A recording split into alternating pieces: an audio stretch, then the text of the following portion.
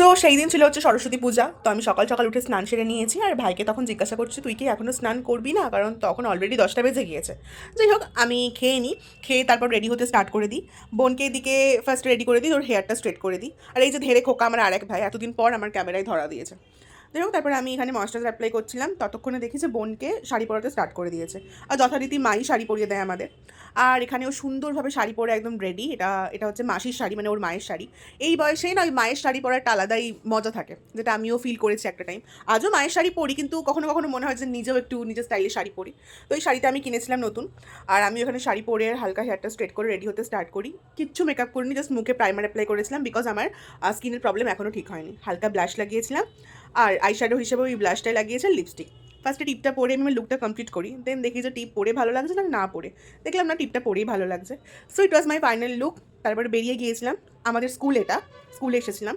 আর আমরা 3জন মিলে ঘুরতে বেরিয়েছি।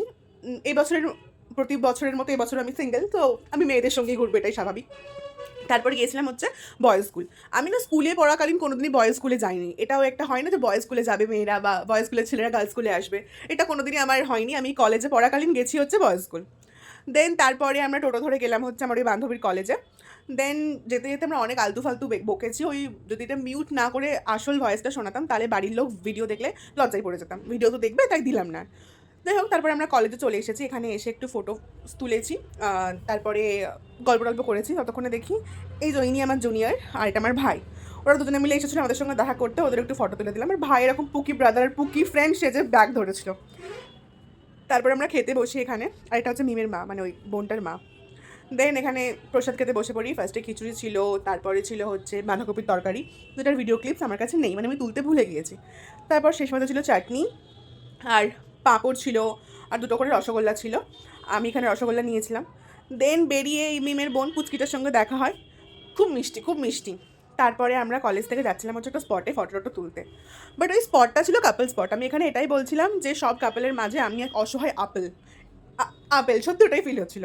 দেন পিকচার টিকচার তুলে আমরা একটা এস্থেটিক রেস্টুরেন্টে যাই খেতে।